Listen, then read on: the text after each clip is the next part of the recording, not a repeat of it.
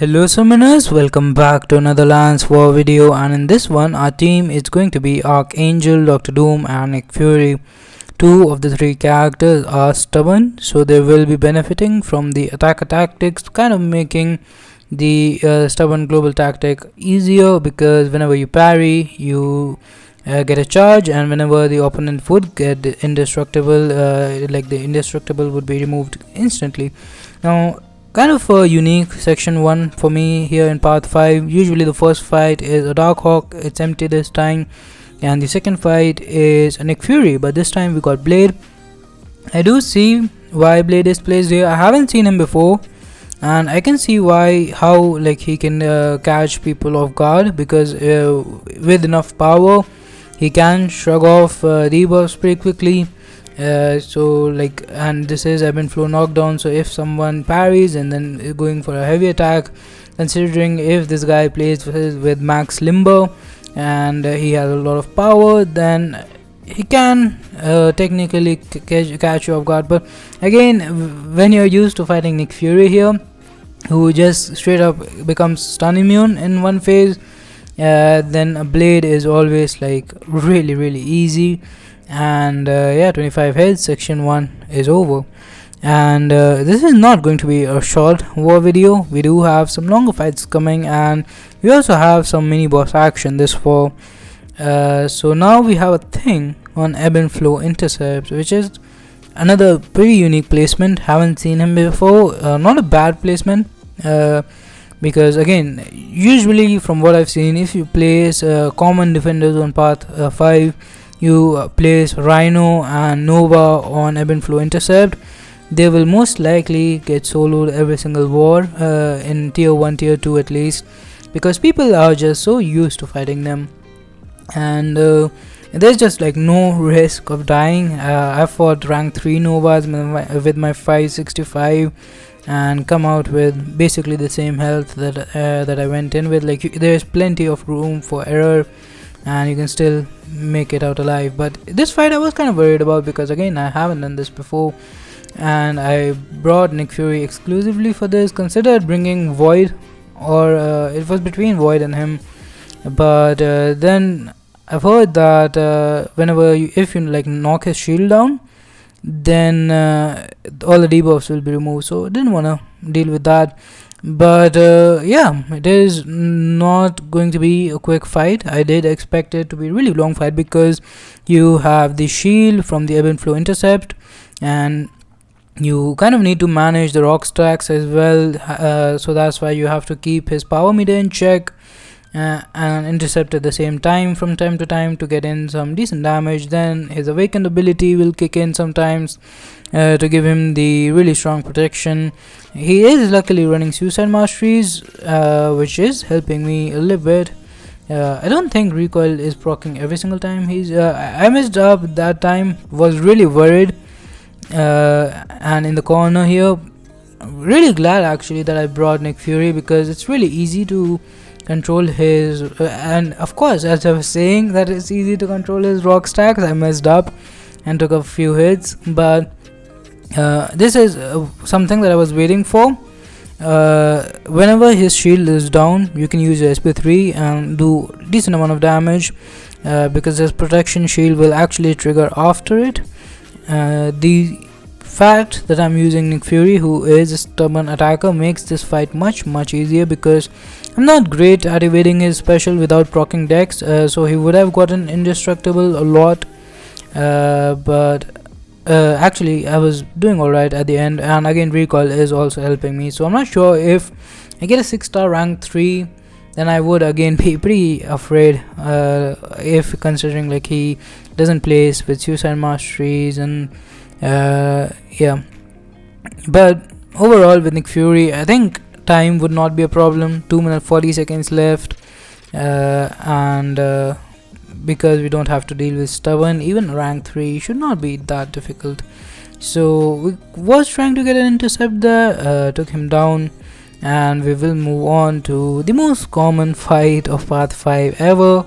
It is of course the Nova, and it is just a rank 5 5-star, and nothing new about this fight. Strategy will always be to go for SP3s, go for 2 SP3s, build up 2 Furies, go for SP1, SP2, and that will not usually finish off the fight. Like, don't never intercept here. It is the node where you are supposed to intercept, but you don't need to. Just play it safe. You can intercept like when his Fury is down actually, but with Dr. Doom, it's better to just keep them at like once you get in the rotation, just keep them more than 2 bars of power, and that's usually the way to go. Here he was being really aggressive in the start. He was throwing a lot of special attacks, and I didn't wait to push him to 2 bars of power. Just wanted to get this fight done. Use the SP3, will go for my usual Doom rotation, and the SP1 will of course not give me as much power because he is not pushed to like his SP3 before I used it, which is what you want to do. But I am also running Mystic Dispersion. Here he was unblockable, so I kind of panicked. If he gets unblockable and uses a special attack, that is one of the very few situations where I am scared of this Nova, and he is getting unblockable actually really frequently. But this is not a great fight, and I will be making a lot of mistakes. Actually, this was a while ago. I have not been uploading 4 videos. This is, I think, 3 wars ago, so I don't even remember. But see, look at that. I took SP3. It did 9,000 damage. So I can take a lot of SP3s even now. I have enough time. So I just don't see how you can die here. I have died here actually when this map was very new, but that's usually when you take his SP2 to your face. That's basically the only way you can die here. And now I am in the Doom rotation. Repairing is actually so great for Dr. Doom, and it kind of, wait a second, there was a lag there. It wasn't lag in the game, probably just OBS being weird here. But yeah, so the second Fury, at this point SP2 will probably finish off the fight here, and this SP1 will give me 2 bars of power again, and probably will launch it straight away, and the Incinerate should finish off. Yeah, weird. Actually we did intercept at the end, so yeah, not a clean fight. Took SP3 but still came out relatively healthy, like with more than 50% health. Now we have 2 mini bosses to take care of. One of them is almost down. It's a Mysterio on what was this node? Again, this is kind of a old war video. So what is this node? I'm trying to remember, but I am going to use Nick Fury here. So let's see, Stunning Reflection, thank you. And Polka Dot Power, that means that without having debuffs on him, we won't be gaining a lot of power, which is fine. We still have the second phase of Nick Fury. We can't stun him. Ideally, you do want to bring in a character who has poison or incinerate, I think, and then you can stun this guy. I haven't taken this very frequently. I used Clairvoyant here once many seasons ago against a Vision Arcus, but that's like basically it for my experience here. And I did take a few hits, but again there's just no chance of dying because we have the second phase. Just baiting the heavy attacks using playing basically normally 5-hit combos ending with light attacks. Now this is a fight I was scared of because this is a rank 3 6-star Cell Suit Spider-Man, and this node has Limber.